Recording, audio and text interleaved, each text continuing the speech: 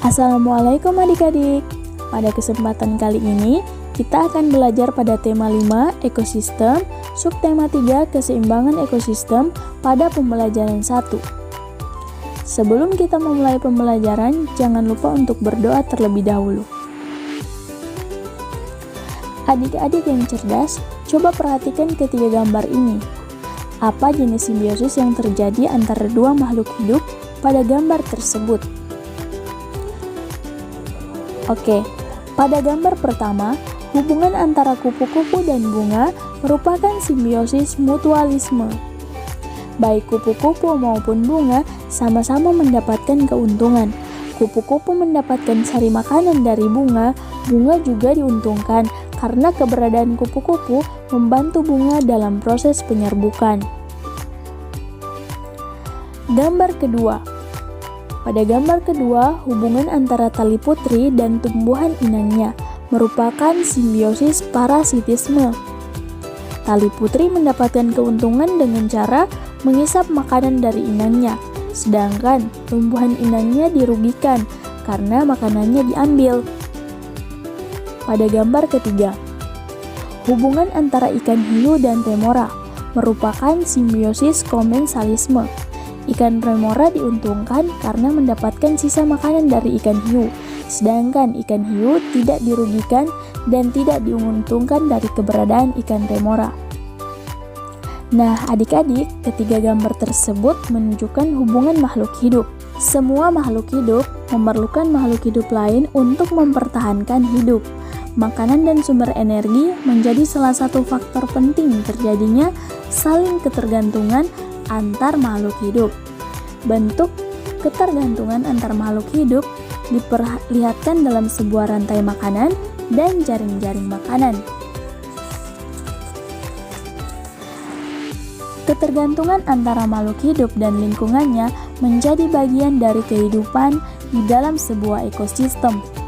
Tumbuhan mendapatkan energi dari matahari, hewan mendapatkan energi dari tumbuhan atau hewan lain yang memakan tumbuhan. Rantai makanan merupakan perjalanan memakan dan dimakan dengan urutan tertentu antar makhluk hidup. Berikut ini merupakan contoh rantai makanan. Padi. Padi merupakan makhluk hidup yang dapat membuat makanannya sendiri, sehingga disebut sebagai produsen. Belalang merupakan konsumen yang memakan tumbuhan, sehingga belalang disebut hewan herbivora. Katak dan ular merupakan konsumen yang memakan hewan sebagai sumber energinya, sehingga disebut hewan karnivora. Ada juga konsumen yang memakan hewan dan tumbuhan yang disebut sebagai hewan omnivora. Jaring-jaring makanan. Adik-adik, coba perhatikan gambar berikut ini. Gambar tersebut menunjukkan antara beberapa rantai makanan yang terjadi dalam sebuah ekosistem. Kumpulan dari beberapa rantai makanan di dalam ekosistem disebut jaring-jaring makanan. Kita ulangi lagi pengertian dari jaring-jaring makanan.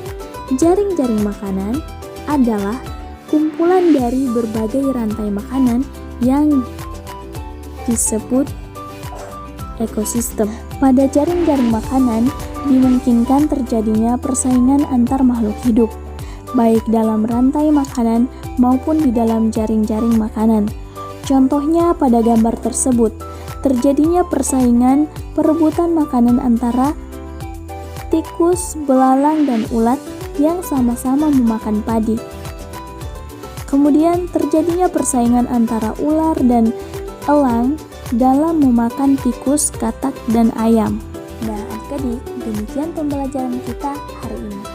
Untuk menguji pemahaman adik-adik, cobalah kerjakan beberapa latihan yang terdapat dalam aplikasi pembelajaran tersebut. Wassalamualaikum warahmatullahi wabarakatuh. Semangat, selamat belajar.